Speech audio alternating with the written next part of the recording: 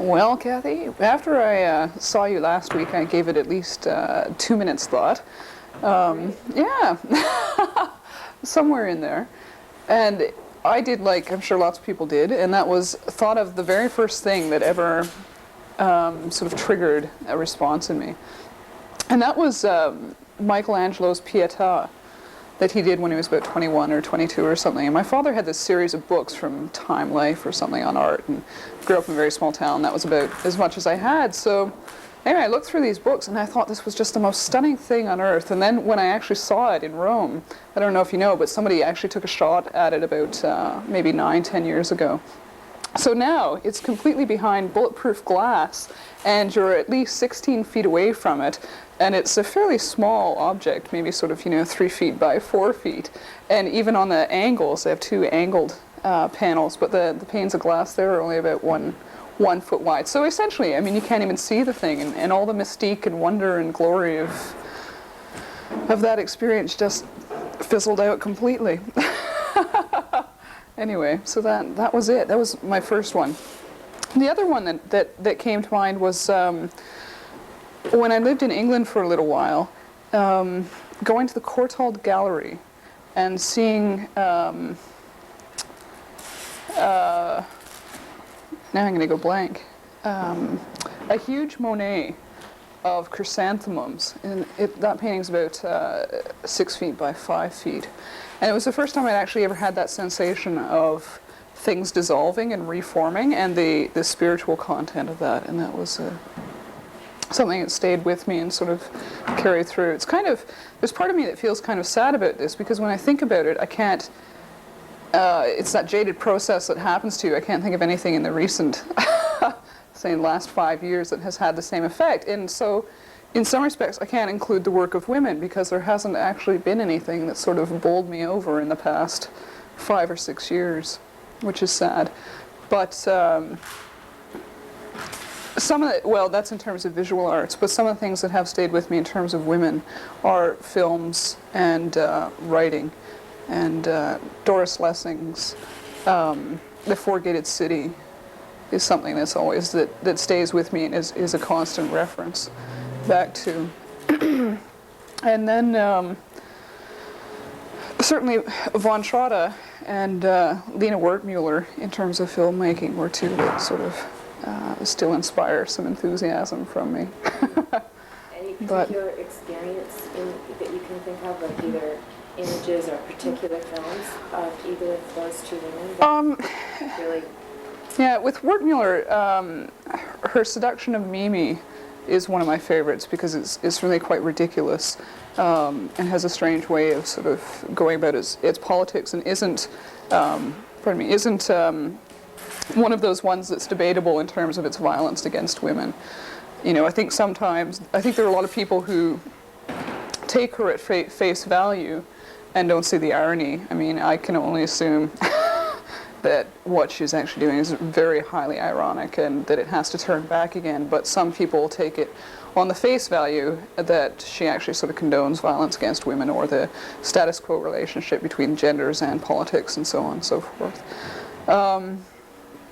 With von Trotta, I think one of the things that actually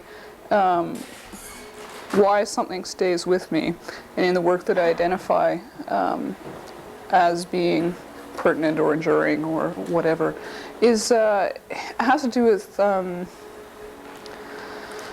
psychological acuity.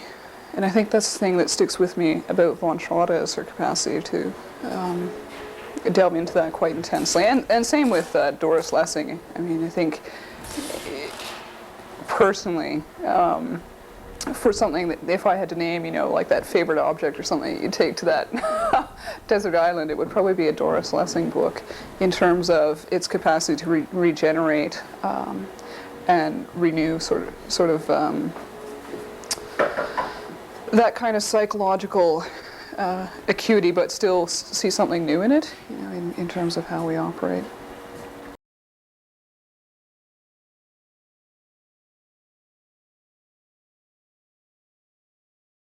Yeah, but in completely different ways. Yeah. The Whitney show moved me. I was excited. I was really excited to get in and go through the rest. They had a piece when you get into the Whitney, there's a bottom floor, and this show was on the second floor. And on the bottom floor, right beside the elevator, they had this room, and it was just called Installation Bill Viola. So I went in, and this is my introduction to the space before I go up to the elevator and go into the show. And I went into this room. It was about the size of the studio, and it was enclosed. It was quite dark, and there was a table, a bed table, lying there like you would have on the side of your bed. There's a little tiny television on it with a black and white image of this man from the neck up sleeping. It's very, very mundane, very boring, just a shot of this man sleeping. He's not even moving very much. Eyes flutter now and then. Then there's an alarm clock and a bouquet of flowers. And that's all there is in the show. And I go in, and I'm sitting there for about 3 minutes, and I'm thinking, okay, I have to figure out what the sublime reasoning behind the show is. I hope the rest of the show isn't like this. You know, I really don't know what this piece is about. It's very nice. All of a sudden, the lights go out for a second, cutting the power to the screen. And I've noticed that there's these, up on the walls, there's these 3 holes. And what they are is video projection units. And what happens is, immediately, the power gets cut, and you're projected into this man's dream. So the room becomes his dream, and it's full color, unlike the screen that you're watching. And it's really heightened sound, and up until this point it was silent. So you're in this whole, and the dreams are very archetypal. One is a man drowning, like a body just in the water, and water everywhere. So you're looking around, and all you see is water in this room. This room has become, you're under 30 feet of water, and this person splashing around. Every direction you look, there's just water receding. And the image is video generated, so there's pixels and stuff, and it makes it even more eerie because it becomes like a dream. It's not like I know I'm underwater, this is a hologram or something. It's like, this is what dreams are sort of like. Then it changes, and it goes back, the lights come up, and you're in this environment again. It's really quiet. 2 minutes later, it cuts again, and you're in the middle of a forest fire. And there's flames licking up the walls. And it was really strange. First of all, I mean, you jumped. It just gotcha. It conned you into being sort of restful and trying to think of what the intricacies of this piece were. And then you realize that this piece is amazing. It's full sense around and quite exciting. So that was by that time I left that and got in the elevator to go up to Whitney, and my heart was sort of racing because I was quite excited about what I was going to see. Then I got out, and immediately there's video screens everywhere. David Bowie, this piece with David Bowie and these 2 dancers everywhere, which quite exciting, and then all these computers that you could sit down and play with. So immediately I was just, my heart was racing as a participant, not as an artist going in to look, or would-be curator going in to look and see what the Whitney's doing. I was like this audience that was drawn in and was quite excited about being able to partake in this stuff and having fun at a show.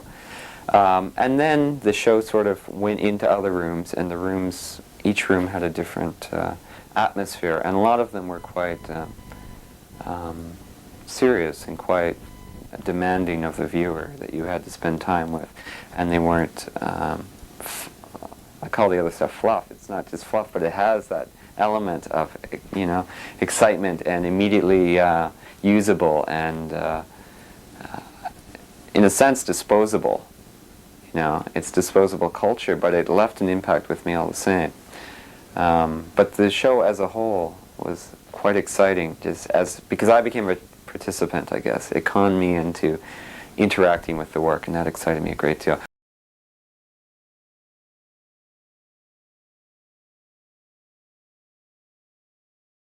So, anyway, the art that moves me, I'm gonna just talk about one piece, but I want to preamble by just saying that different work has been really important to me at different times, and in fact, I think that it is artwork that's determined the course of my artwork. Like, seeing other artwork has really influenced the course that my own work's taken.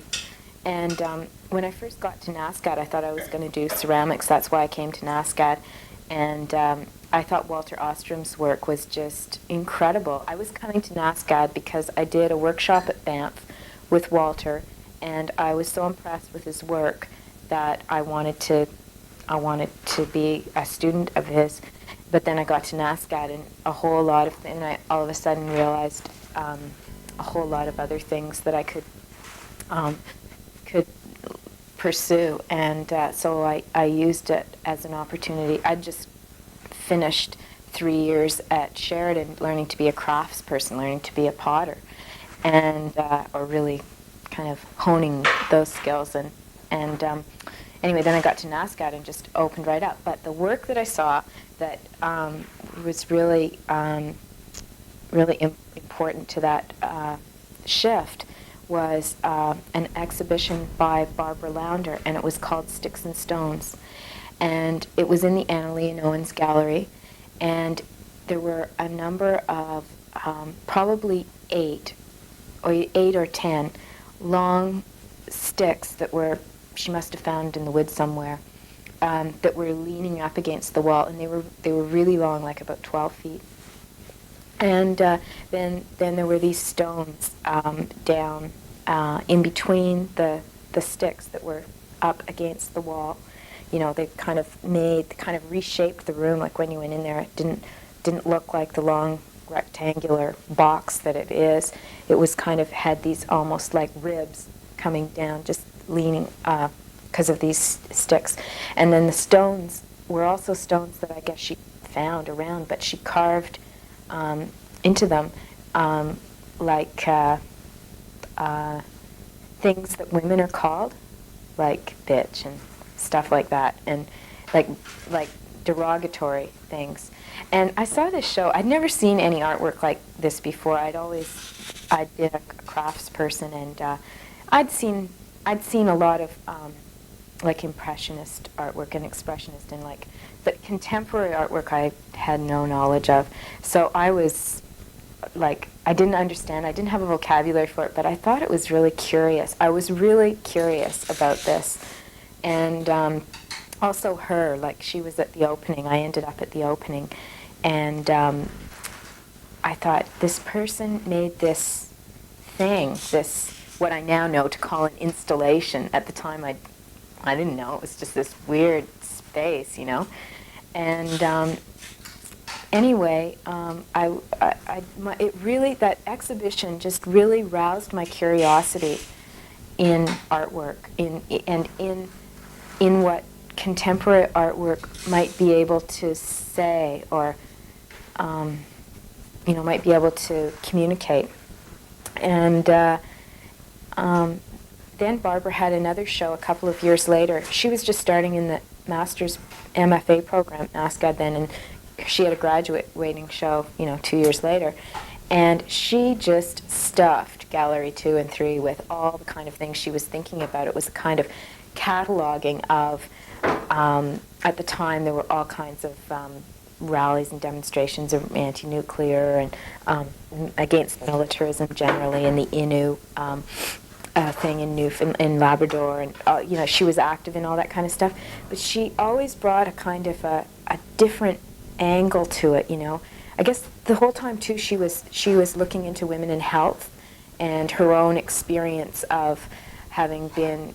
She had some operation where the hospital basically didn't treat her very well, and she was sick for a longer time than she would have been had she not been mistreated.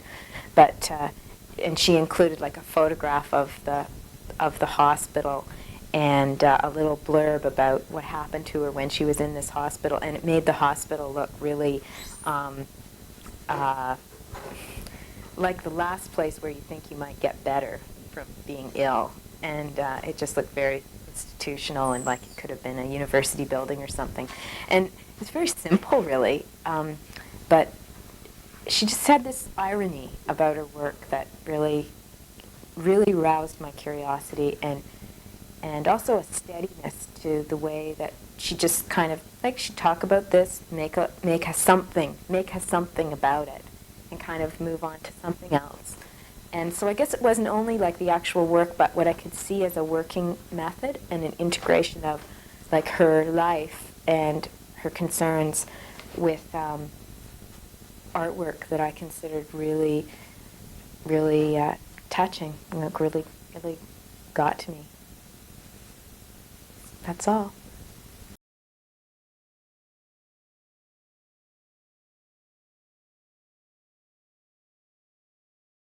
Okay, now we're ready. First page comes the things. Who? Art that moves. Okay, art that moves me. The piece that I thought about when you said that, and I'm sure actually there are a lot of other pieces I could think about, but the one that I wanted to talk about was a dance piece that I saw by an artist from Montreal named Jo Lachey, and she visited Halifax almost 2 years ago as part of the dance series at Eye Level, and she gave a performance at the church on North Street. And she did a piece, and I can't remember the name of it, but it's a piece that I think she's toured nationally, and it takes its title from Goya's Body of Prince. And it's a piece that talks about her own development as a dancer and as a person becoming more and more aware and involved in things that were happening in the world or are happening in the world around her. And so it's a piece that's about dance, and it's about traditions in dance and her position in dance as a woman practitioner, and also about broader kind of social concerns. And the piece moved me a lot, I think, because I could relate to her discussion of her own progress or her own development as an artist, and also I shared a lot of her concerns with things like violent aggression in Central America and Latin America. Some of the images that she relayed in that piece have continued to stay with me. Really quite horrific images that made a big impression on me.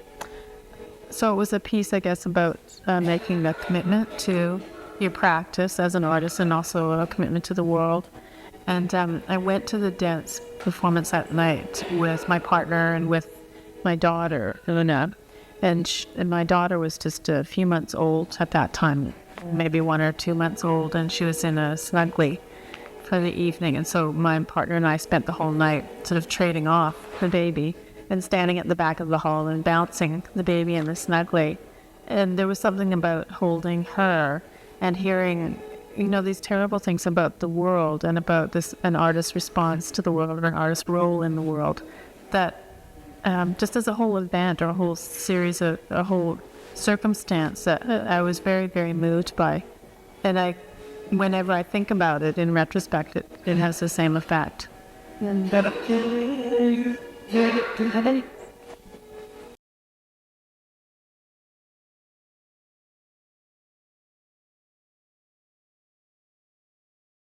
Okay, well, I brought along a copy of a book that Barbara and I got a few years ago, and quite by accident.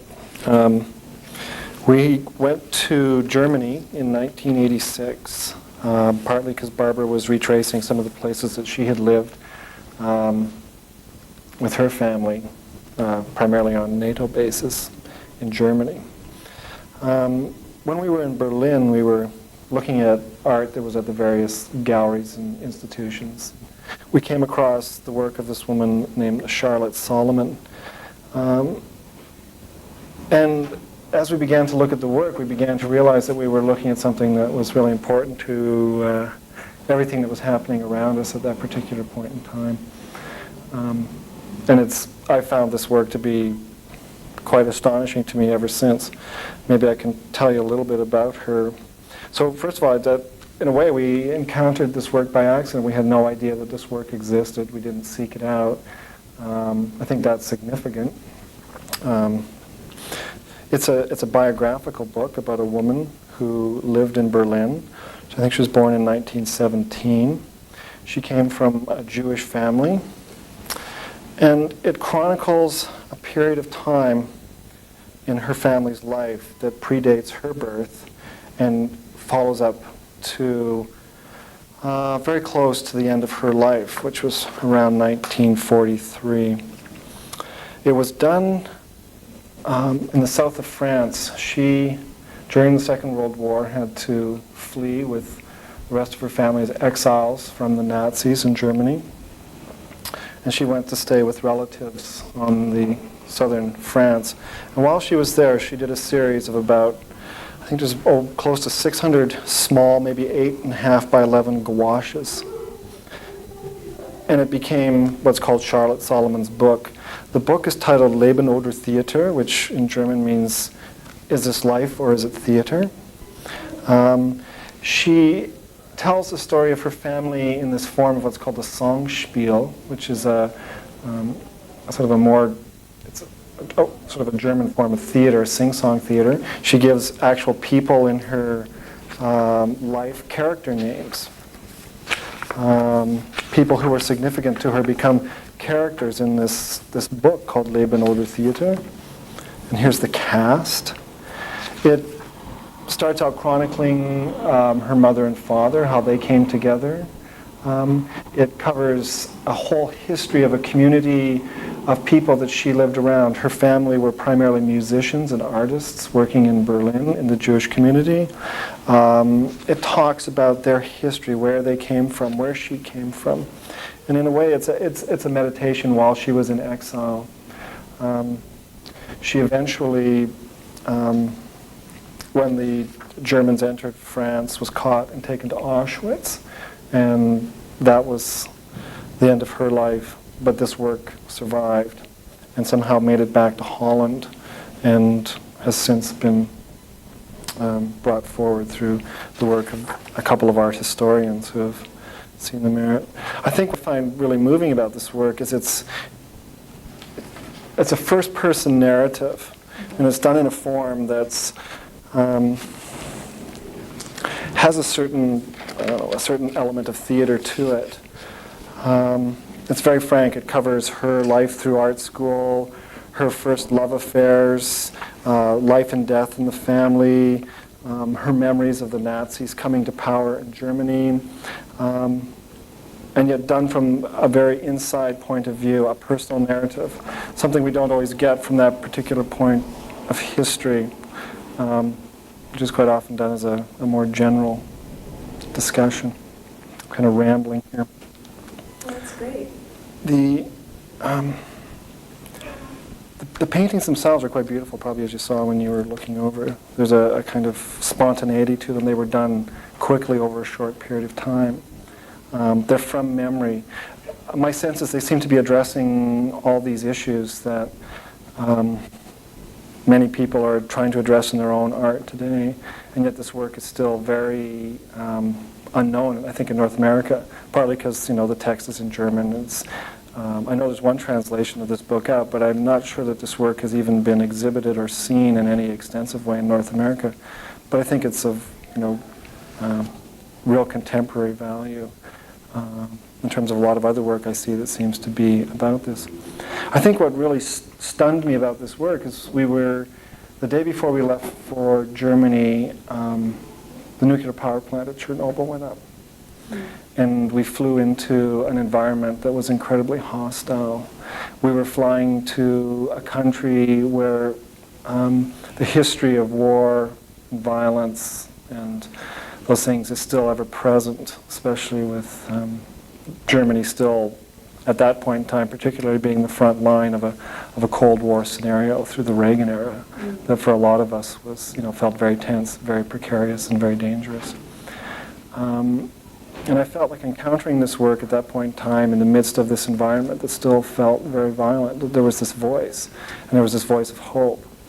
And even though it's a sad story, the overall book, the way it's told, is told in this sense of hope that that their family lived. They lived good lives, and they existed beyond that. I got a real sense of hope from it in the midst of this environment that we were surrounded in, or we found ourselves in Germany, which was, I think, was very emotionally demanding on us at the time. And at that point in time, for that reason, this work has sort of stayed with me. It's a book I look at frequently. I get a lot of inspiration from it. And I like the fact that in a way it was just discovered by accident. I mean, I'm sorry that this isn't taught in art history. I feel like its absence is obvious from a certain point of view. You know, she's a woman artist, and art historically is likely not to be prevalent in the many histories that are being taught right now. But I also feel very lucky that it somehow came into our hands.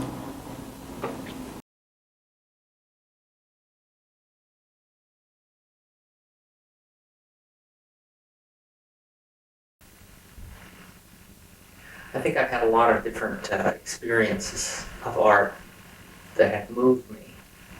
But I guess as a practitioner, as someone that makes films, what I'd like to talk about is an experience of artwork that not just moved me, but had an influence on what I came to do, or what I've certainly done a lot of, which is making documentary films.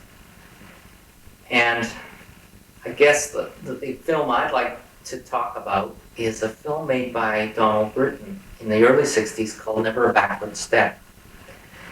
And it's a documentary about a man, his name is Lord Thompson, Fleet Street. He ran a lot of newspapers, I guess his son still does. And the film really taught me a lot, or opened up my eyes as to what documentary filmmaking could be. And I think it was important to me because although I liked film and I had actually mucked around a bit with making films, Super 8 films in high school with little tape-recorded soundtracks that you did on old reel-to-reel tape recorders, and you sync them up and then you turn the projector on and off to keep it in sync, or the tape recorder, whichever, if you can figure out which way to go with it. And but at the same time, what I was seeing on television, what I saw in movie theaters, just left me mostly stone cold. So I guess this film was important because it excited me about the possibilities of film. And I was excited about film, but I just hadn't found a way of using it. Not that I hadn't seen documentaries before this film, but this film was important because it seemed, especially upon viewing it more closely, and I viewed it many times. In fact, I viewed it on a Steenbeck, which was an editing table. I viewed it up backwards and forwards and from scene to scene, and looked at how the shots were put together, the way the narration was juxtaposed against the images to give them a very particular meaning, the way he used words so that what he said was actually the opposite of what he meant. He was very ironic. And I was just very impressed with the scope of techniques, the craft that he brought to the making of this film. And I was also very moved in that here was a film that was on some levels nonfiction, dealt with a real individual. Yet at the same time, it was very much Donald Britton's vision of this person, view of this person. And he very consciously created that viewpoint through his manipulation of the film medium. And so that to me was very important, because I guess I saw that maybe I might be able to do in my own way something similar to that.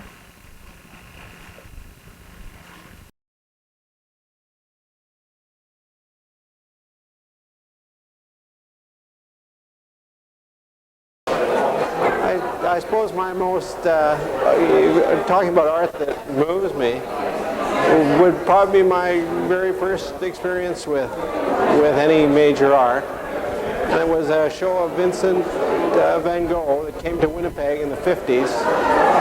And I had drawn a little bit. I'd seen very little painting. I'd seen a few paintings. We had a few paintings around home. But the show came to Winnipeg. It was in a building like the Bank of Montreal Tower. Had every major piece of Van Gogh's in it: the sunflowers, the potato eaters, the Cafe at Night. And I just went back and back and back, and I bought posters and bought the catalogs. And I had no experience. It was just, I couldn't believe anybody could paint like this. I saw I would stand for a long time in front of Cafe at Night with the yellow sun porch and the blue stars. And it really struck me. I went home, I got my sister's paints. I had a younger sister who had some cheap paints, and I tried to copy some of these paintings.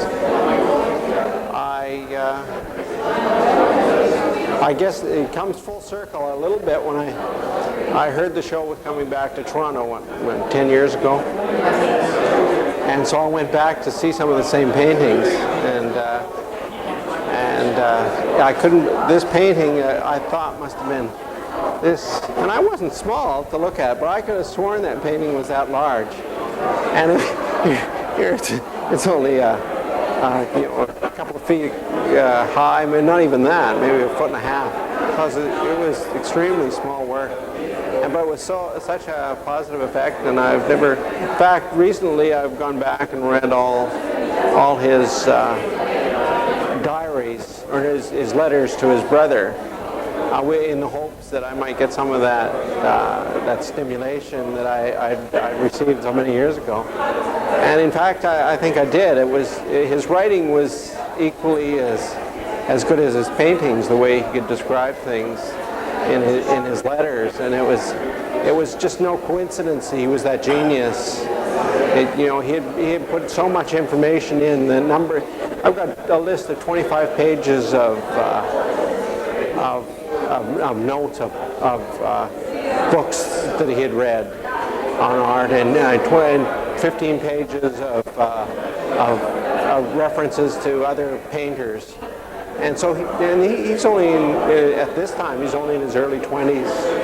And so, he's read as much as most of us in the room here put together, and he's a very young man. So it was no coincidence that he made a major mark on the world.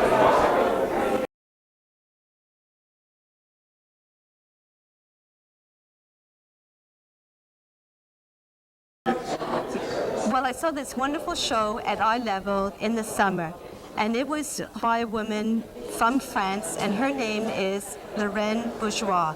And I was so moved by the body and by this one particular image called The Dreamer that I was approaching the artist in about 10 minutes about how I could actually purchase a piece. And for me, this was a major step. And in the end, I did buy it because I loved it so much. The strength of this work was in its composition and its sensitivity to relationships, and how it was rendered. These were monoprints, so they were singular prints. And the Dreamer had the image about the Dreamer is that there was a man. And he's in bed, and he's in sleep, and there's this other figure that could be a person or it could be a pillow. Right. And then the covers were just so gently arranged, and it was almost like a heart, but it wasn't that representational. And I have had lost friends because of AIDS, and it just reminded me of my friends, and it was made my heart pound real fast, and almost uncontrollably. And it just wasn't that this piece in this show represented all the other pieces, because if I had had the money, I would have said, well, could you pack it up for me? I'd like all of them, please. And it was right on. Right on.